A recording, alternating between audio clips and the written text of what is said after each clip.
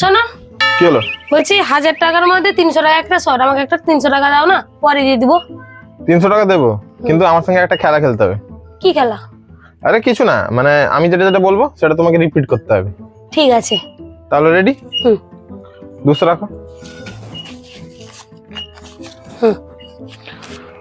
একটা কুকুর, একটা কুকুর, একটা বিড়াল, একটা বিড়াল, বিড়ালের কটা পা? 4টা পা। হেরে গেল। কি করে? আমি তোমাকে বলছিলাম রিপিট করতে, আনসার দিতে বলিনি। হো হো, আরেকবার। না না, আমার কাজ আছে। আমি আরেকবার।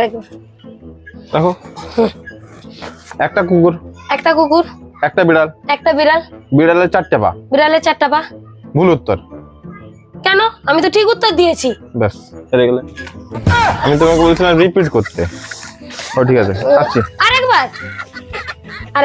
আর না, আমার বন্ধুরা সেখানে ওয়েট করছে, আমার দেরি হয়ে গেল। আরে 500 টাকা রেখে আমি কি করব? আরেকবার।